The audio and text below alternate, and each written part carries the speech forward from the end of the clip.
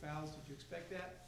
And what was the message to you at that point? No, I didn't really expect that. I thought I was gonna sit down to like 3 minutes, but coach got that trust in me, so I played with 4 fouls. Not knowing not to foul, and that's what I did.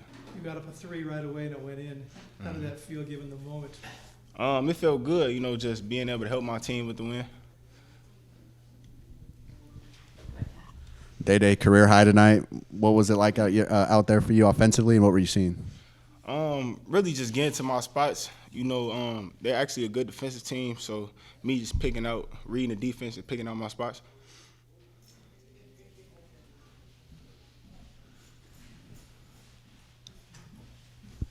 Milos, arguably your best all-around game since joining the team this year. Played a long stretch there with 4 fouls. Talk about like closing that game out like you did. No, it was obviously I started the game with Lee out, but yeah, just taking one possession time, doing what they asked me to do, rebounding, knocking down free throws when I needed to, and yeah, that's about it. Yeah, I need to try to foul less. That's gonna be a big emphasis going forward, for sure.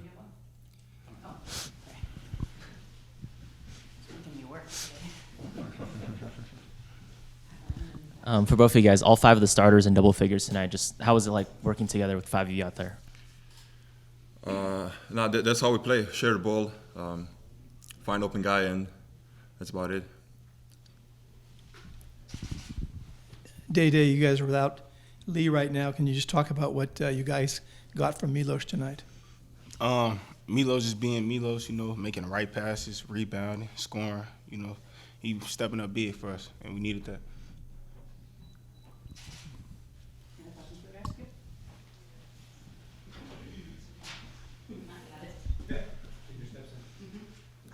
Talk about just that coming into the second half where you had a nice solid, I think, 13-14-point lead at the halftime, and then they made the run back to take the lead briefly. What was going through your minds as that evolved a little bit, and then to buckle down and close that out? Yeah, I mean, we needed to step on their throat really, but we had that stretch where we kind of lost energy, and I'm not sure what happened there, but yeah. But I'm glad we got back after that and finished the game strong. So what kind of adjustments did you guys need to make after that? Because I believe it was a 22-6 run. You got it. Yeah, I mean, just little things. Our tags needed to be better. Really, our ball screen defense needed to be on the point. And yeah, just like I said, just little things, and our energy needed to go up a notch. And then you guys have come away with a lot of close wins recently. What's the emphasis you guys are going to take away as you go into your next game as far as what to clean up? You got it. No, like I said, for us, I think it's just really little things. Like I said, the main emphasis would be I would say tags and our just overall ball screen defense. All 5 guys guarding the ball, and yeah, just finishing every possession with a rebound. I think we did a good job tonight. Yeah. Dai Dai, sorry. Shot over 50% from 3. We were very consistently pulling as a team from beyond the arc. What were you seeing from their perimeter defense that gave you guys the good looks and eventually the execution you guys had?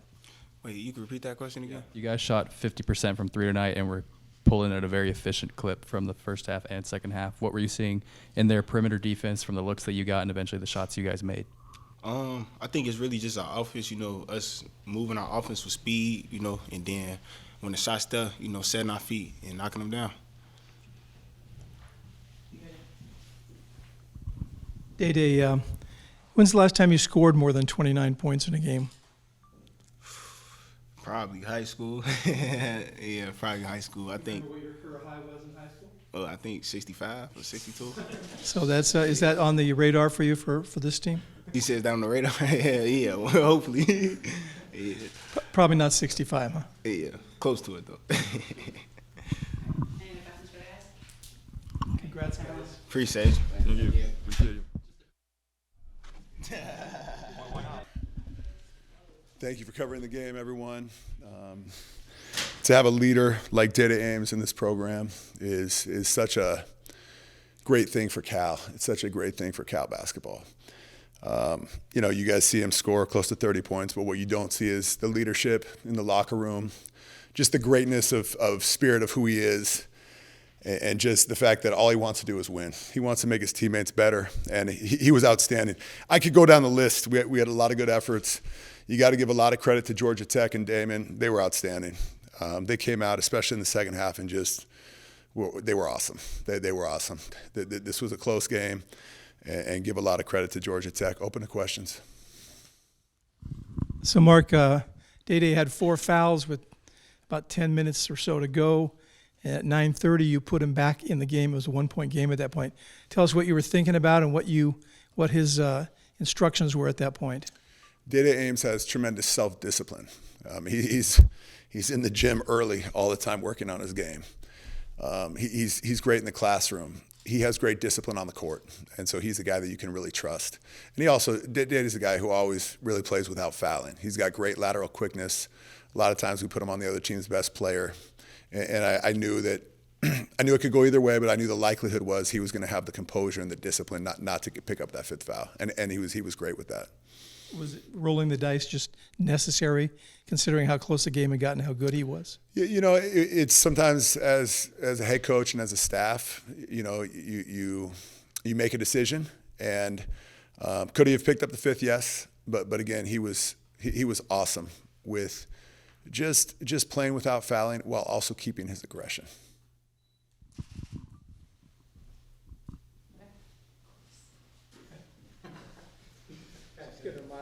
Oh yeah, Darcy's incredible.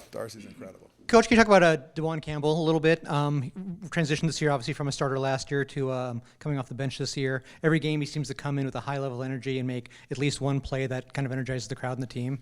Tonight, a little more time for him. Can you talk about him a little bit? DJ Campbell had such a huge impact on this win tonight. We talked about it in the locker room.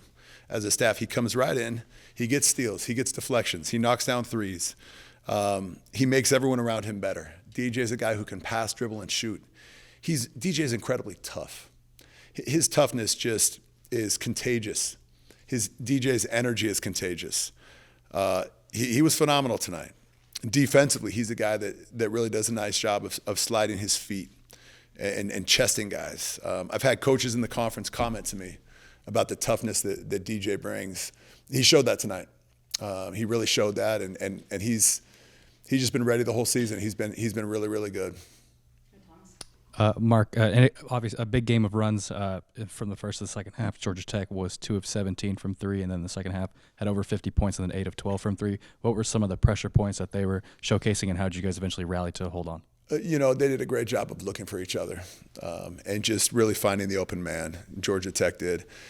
They went to their 4-guard lineup, and I think at one point they had 5 guards out there. And a lot of their players, again, Georgia Tech's done a really good job with roster construction. Those guys can put pressure on the rim. They can pass, dribble, and shoot, and they were doing a really good job of that, especially in the second half, but really throughout the whole game. Coach, can you talk a little bit about how Milos has played in Lee Dort's absence? Well, look, Lee Dort was out tonight. And Lee's progressing. Lee's progressing pretty well. But Milos has just taken step after step after step. To have almost a double-double, one more rebound, he has a double-double. The 7 for 7 from the free throw line. Milos is a phenomenal passer as a big guy. He knocks down threes. He's a guy who has a post game. And so he's really kind of coming into his own a little bit. He had a small setback just over the. He missed a few weeks of practice over the summer with a minor thing, but he's really hitting his stride now, and he was a huge part of the win for us.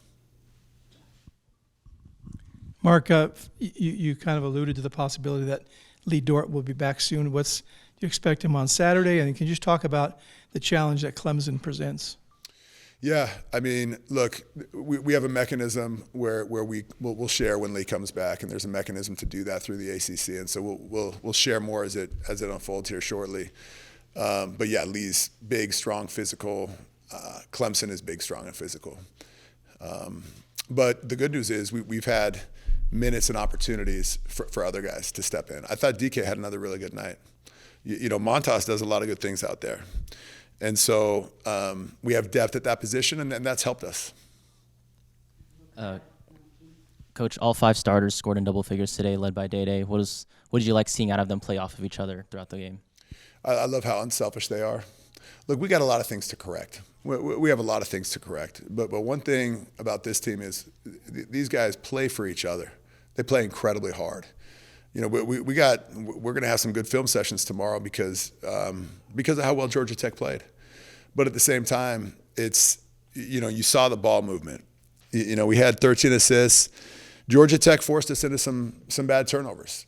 Had we not had a few of those, we would have had more assists because of the way these players look for each other.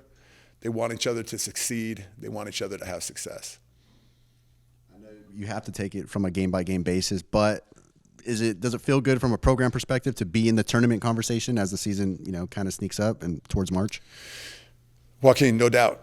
No doubt that the goal that we had when we came here as a staff was not just the NCAA tournament, but to make a deep run in the tournament. And we feel like we're taking steps on a day-by-day basis to strive to attain that goal. There's a lot of good teams in the ACC. There's a lot of teams trying for that goal. And so our challenge is tomorrow, for example, to come in and have a phenomenal day of work. Look at the things we did poorly tonight. There was a lot that we did poorly. There was a lot we did well. Look at both, learn from it, grow from it. Thanks, everyone. Thank you so much, guys. Thank you.